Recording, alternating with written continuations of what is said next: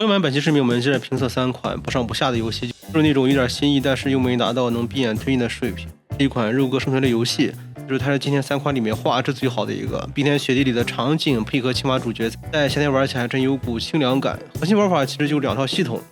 一套探索生存，一套战斗成长。探索这边主打挖雪寻路，你操控青蛙在雪地里开道，采集资源，翻找宝藏。行进方式有什么徒手挖，用铲子铲，甚至还能踩着雪橇滑着走，全部跟你的生存技能挂钩。但雪地有室温设定，在野外晃个10来分钟就得找个安全屋的泡泡点回温存档，不然就直接冻死了。路上还会碰到地形陷阱，得及时躲开。战斗成长这边是常规肉鸽的路子，路上捡金币宝石用来升级技能、解锁道具，每局刷到的技能都是随机的，你可以专门点战斗技能能应对沿途的敌人。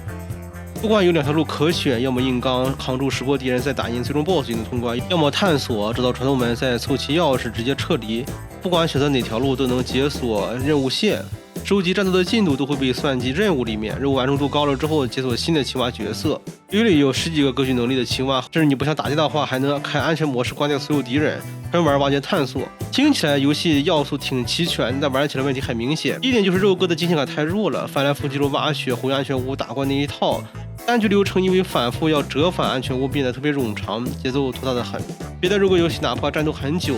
至少不用定点来回跑。这个室温回程的设定虽然符合游戏的世界观，但玩起来是有点磨人，很容易腻的。第二点是战斗做的太平庸了，战斗手感一般，而且 BD 构筑也非常简单。本来探索就够单调了，唯一能带来刺激感的战斗还没什么乐趣，玩一会儿就够劲儿了。综合下来，这款游戏底子最好，但远达不到推荐级别。第二款游戏《地狱公主》是纯类吸血鬼幸存者的肉鸽弹幕式游戏，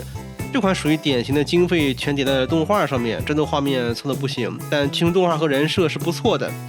这是90年代2D 手绘动画的路子，有点像当年看《神龙斗士》那会儿的感觉。角色都是神话里的形象，第一章就讲地狱的故事，全女性角色的设定呢很有辨识度，但优点就基本停留在动画和剧情上了，而且这个手绘风格也挺吃受众的，不喜欢这个画风的玩家大概率就直接无感了。实际玩起来槽点非常多，首先是画面割裂感强，后场动画是写实干练的画风，一进战斗就变成了 Q 版，材质还特别粗糙。其次是优化和手感稀烂，游戏本身是支持键盘和手柄双操作的，但我第一关打 BOSS 的时候呢，手柄直接失灵 bug 了，我只能用不熟悉的键盘进行操作，很容易被打死了，当场就能让我汽油了。这个致命 bug 实在是太影响体验了。还有一些地图设计的低级问题，比如说地图里的柱子障碍物比人物还高，走到跟前才会部分显示半透明化，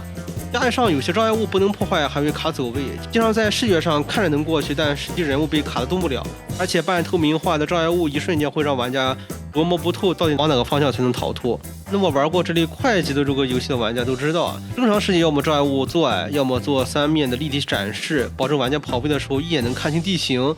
但我觉得这款游戏连基本的设计都没做好，游戏玩法本身也没有什么新意。玩家第一次升级是能选一个主技能的，后续能捡到新的独立技能，每个技能占单独的技能槽，剩下升级后获得的 buff 卡牌可以随便装到对应的技能上，强化弹道、伤害范围、持续时间，这些都是很常见的肉鸽套路。总的来讲，我个人觉得地狱公主的剧情和人设还可以，但游戏本身的硬伤太多了，离优秀的品质差得很远，也不值得推荐。3款是鲁尼克斯弹珠台肉鸽，光听名字就知道是弹珠加肉鸽的组合，这种题材真的特别少见。我一开始是冲着新鲜感玩的，毕竟11小时我没玩过微软自带的桌面3维弹球游戏的。先讲基础玩法，核心还是经典的弹珠台那一套，靠底下2个挡板来接球，用弹珠来击打画面中上方的敌人， BOSS 有血条，魔空就算赢。这个元素做这么几个，原地图是类似杀戮尖塔的爬塔玩法。单局游戏打赢之后能拿到随机的弹珠，做成自己的弹珠 BD， 可以给单颗弹珠做强化，还能捡各种神器凑协同效果。BOSS 战也加了点机制，比如说 BOSS 会放陷阱，弹珠经过就会扣血，还有一些 BOSS 会给自己加护盾，利用弹珠打到特定位置能破盾。但这款游戏的问题就是从根本机制上就没理顺。第一，画面是首先很粗糙的，像素感很重，一看就用的不是 Unity 或虚幻之力主流引擎做的，质感上不去。第二点，肉鸽和弹珠的结合做的特别生硬。首先，弹珠是跟玩家的生命值绑定的，玩家损失1颗弹珠就会掉血，哪怕你攒了一堆强力弹珠，血量撑不到它出场也白搭。而且弹珠顺序不能调换，那大概率还没轮到这个强力弹珠上，可能玩家就没血了，强化了也没什么用。更别扭的是，强化只针对你选的那颗弹珠生效，也并不是全局的 buff 效果，收益特别低。第3点也是最核心的问题，弹珠游戏本身路径就不可控，玩家能做的可能只是不让弹珠掉下去，根本没法精准控制弹珠走哪条路、打哪个点。结果 BOSS 还设计了一些陷阱，包括定点破盾这种机制。陷阱玩家基本是必吃的，破盾也要看运气，完全没有和 BOSS 斗智斗勇的感觉，玩家的操作和战斗反馈落差极大。说白了，它就是套了个经典弹珠游戏的壳，既没把弹珠的爽点做出来，也没有发挥出肉鸽游戏直接成长的乐趣，肉鸽的惊喜感没做出来。游戏的创意是有的，但结合的非常失败。哪怕有弹珠卡组、神器协同这些设定，因为可控性太低，完全体验不出来肉鸽的惊喜感和成长感。战斗过程特别鸡肋，非常不推荐。